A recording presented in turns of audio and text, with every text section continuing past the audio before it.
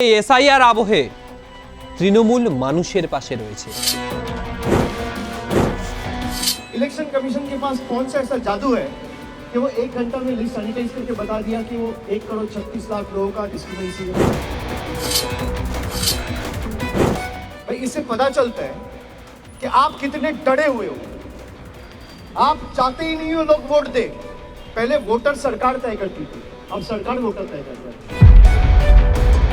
জ্ঞানেশ কুমার বিজেপির হয়ে কাজ করছেন, বিজেপির দালাল কোট আনকোট। তিনি বলেছেন জ্ঞানেশ কুমারকে, বহু মানুষের রক্ত আপনার হাতে লেগে এই এসআইআর এর জন্য যে একের পর এক যে আত্মহত্যার ঘটনা সামনে আসছে তার দায় আপনার। যে বিজেপির হয়ে তো তিনি কাজ করছেন, বিজেপি কি বলে দিয়েছে যে এত নাম বাদ দিতে হবে আপনাকে? রাজ্য জুড়ে এসআইআর আবহ, আর এই এসআইআর আবহের মধ্যে সরাসরি মুখোমুখি সমুখে অভিষেক বন্দ্যোপাধ্যায় ও জ্ঞানেশ কুমার।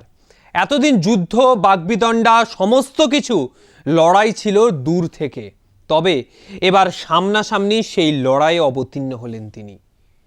একদিকে জানুয়ারি মাসের 2 তারিখ থেকে জেলা সফর শুরু অভিষেক বন্দ্যোপাধ্যায়ের। বারুইপুর থেকে শুরু, গোটা মাসব্যাপী এই জেলা সফর। প্রতিটা জেলায় তিনি যাচ্ছেন, গিয়ে সেখানে মানুষকে আশ্বস্ত করছেন যে এসআইআর আবহে তৃণমূল মানুষের পাশে রয়েছে, তাদের পাশে রয়েছে তৃণমূল, এই আশ্বস্ত তিনি করবেন। আর তার পূর্বেই বছরের শেষ দিন মুখোমুখি জ্ঞানেশ কুমারের সঙ্গে। কি হলো সেই বৈঠকে? এতদিন এত কিছু আমরা দেখলাম।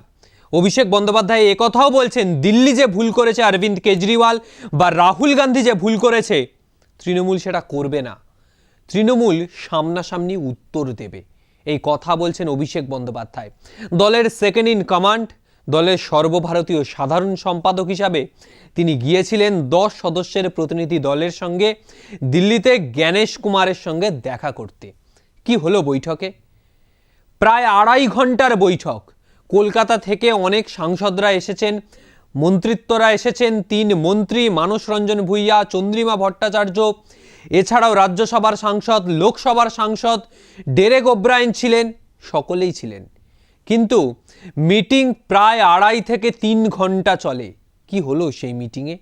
অবশ্যই কৌতূহল থাকবে। তবে মিটিং থেকে বেরিয়ে অভিষেক বন্দ্যোপাধ্যায় তীব্র ভাষায় আক্রমণ করেছেন জ্ঞানেশ কুমারকে। কি বললেন একটু সেই দিকে নজর রাখি। What is stopping him? He thinks the people of Bengal are is subservient. He thinks people of Bengal and we parliamentarians and the ministers, the MLAs or the MPs who have been elected by the people, standing in long queues by exercising their franchise, are they bonded laborers? Are they slave? Apart from 2 or 3 basic questions, he has failed to answer any of the valid questions we have raised. Why are you not able to make the logical discrepancy list public? What is stopping you from issuing notifications barring the BLA2 from entering hearing venues?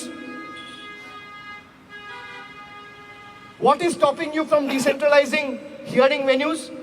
What is stopping you from issuing orders to give relief to old age people, especially senior citizens? Because as per the government standards, both state and center, senior citizens are the one who are above the age of 60. 7 crore 66 lakh voters Bengal का voter list में था। 58 lakh voter निकल गया, अब 7 crore 8 lakh voter है।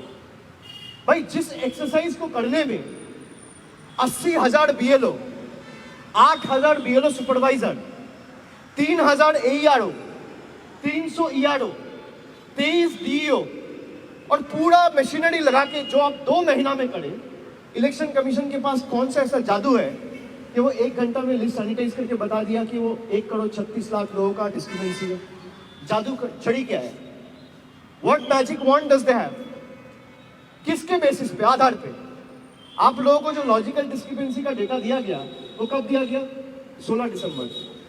Draft electoral roll कब release हुआ? 16 दिसंबर। भाई एक ही दिन में जो 1 लाख लोगों को 2 महीना करने में लगा, आप एक दिन में 1 घंटे में करके कैसे दे दिए? जरा इसका सवाल दे दीजिए, जवाब दे दीजिए भाई। इससे पता चलता है कि आप कितने डरे हुए हो।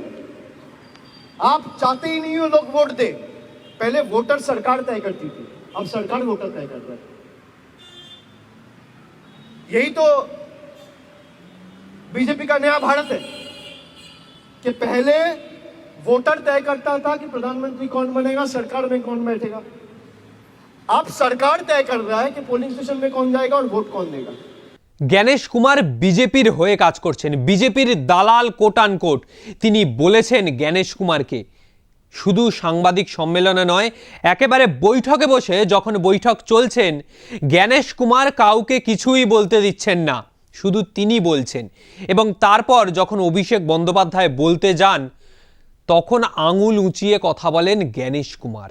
তার প্রত্যুত্তরে অভিষেক বলেছেন যে আপনি মনোনীত প্রার্থী আর আমরা জনগণের দ্বারা নির্বাচিত। আপনি মনোনীত হয়ে আজকে এই জায়গায় রয়েছেন, আমরা জনগণের দ্বারা নির্বাচিত প্রার্থী হয়ে ভোটে দাঁড়িয়ে জিতে তবে আজকে জনপ্রতিনিধি হয়েছি। দুজনের এক নয়। আঙুল উঁচিয়ে কথা বলবেন না। যদি মনে করেন এতে তৃণমূল ভয় পায়, তৃণমূল ভয় পায় না। এটা আপনাদের ভুল ধারণা। আপনি বিজেপির হয়ে কাজ করছেন, এই কথা বলছেন অভিষেক বন্দ্যোপাধ্যায়। শুধু তাই নয়, তিনি এও বলছেন যে আপনার হাতে রক্ত লেগে আছে, বহু মানুষের রক্ত আপনার হাতে লেগে। এই এসআইআরের জন্য যে একের পর এক যে আত্মহত্যার ঘটনা সামনে আসছে, তার দায় আপনার। তীব্র বাগবিদণ্ডায় জড়িয়ে পড়েন অভিষেক বন্দ্যোপাধ্যায় ও জ্ঞানেশ কুমার। এই এসআইআর আবহের মধ্যে জ্ঞানেশ কুমার বলছেন যে আপনারা তো আমার বিরুদ্ধে প্রচার করছেন যে আমার হাতে রক্ত লেগে। কোথায় রক্ত? শুধু তাই নয়, অভিষেক বন্দ্যোপাধ্যায় এও বলছেন যে আপনি কোনো সার্কুলেশন ওরে সেটা হোয়াটসঅ্যাপে কেন জারি করছেন? নোটিশ দিতে পারছেন না? যদি নোটিশটা পছন্দ না হয় আমরা আইনত ব্যবস্থা তো নিতে পারবো। সে কাজও হচ্ছে না। যা সার্কুলেশন জারি সেটা হোয়াটসঅ্যাপ মারফত করছেন জ্ঞানেশ কুমার, এই অভিযোগও উঠছে। শুধু কি তাই, যারা বিএলএরা রয়েছেন, বুথ লেভেল এজেন্ট, তারা ভোটের সময় থাকছেন, তার বুথের প্রতিটা ভোটারকে তিনি চেনেন। তাহলে যখন হিয়ারিং হচ্ছে তখন তিনি কেন থাকবেন না? আর এই যে 1,20,00,000 কথা বলা হচ্ছে, সেই হিসাবও চেয়েছেন অভিষেক বন্দ্যোপাধ্যায়। যে বিএলএদেরকে বাদ দিয়ে সেখান থেকে কি নাম কাটার চেষ্টা করছেন জ্ঞানেশ কুমার? যে বিজেপির হয়ে তো তিনি কাজ করছেন, বিজেপি কি বলে দিয়েছে যে এত নাম বাদ দিতে হবে আপনাকে? আর সেই নিয়েও প্রবল বাকবিদণ্ডায় জড়ায়। আর এই অবস্থায় কার্যত উত্তপ্ত বছরের শেষ দিনে দিল্লি নির্বাচন কমিশন, এরপরই 26-এর নির্বাচন। একদিকে জেলা সফর শুরু হবে অভিষেক বন্দ্যোপাধ্যায়ের, আর এই জেলা সফরের মধ্যে থেকে এসআইআরের বিরুদ্ধে সাধারণ মানুষকে তিনি গিয়ে বোঝাবেন যে আপনার যদি নাম বাদ যায়, তৃণমূল পাশে রয়েছে। যেভাবে যে পদ্ধতিতে যে ফর্ম ফিল আপ করে অনলাইনের মাধ্যমে আবার আপনার পুনরায় ভোটার কার্ড বহাল থাকে, সেই ব্যবস্থা করে দেবে তৃণমূল। কারণ এই লড়াই ভোট ব্যাংক বাঁচানোর লড়াই। যে কথা তৃণমূলের প্রতিষ্ঠা দিবসের দিন সুব্রত বক্সী বলছেন যে আমাদের এবার লক্ষ্য 26-এর নির্বাচনে চতুর্থবারের জন্য মমতা বন্দ্যোপাধ্যায়কে মুখ্যমন্ত্রীর সিংহাসনে বসানো। সেই লক্ষ্যে কিন্তু অবিচল দলের সমস্ত কর্মীরা। আর সেই জন্যই একের পর এক ব্যবস্থা, একের পর এক কর্মসূচি, এবং অভিষেক বন্দ্যোপাধ্যায় এর মধ্যে থেকেই আগামীর যে জেলা সফর, আগামী সময়ে প্রার্থী নির্বাচন, আগামী সময়ে মানুষের সাথে জনসংযোগ, সেই জনসংযোগ শুরু করে দিচ্ছেন। আরও বিভিন্ন সময় বিভিন্ন আপডেট নিয়ে আসবো আপনাদের সামনে। শুধু এসআইআর নয়, রাজনৈতিক প্রতিটা খুঁটিনাটি বিষয় নিয়ে বিশ্লেষণ তুলে ধরবো আপনাদের সামনে। আপনারাও যদি আরও কোনো বিষয় জানতে চান অবশ্যই কমেন্ট বক্সে জানাবেন। আজকের মতো বিদায় নিচ্ছি। ভিডিওটা যদি ভালো লাগে অবশ্যই লাইক, কমেন্ট এবং চ্যানেলটি সাবস্ক্রাইব করবেন।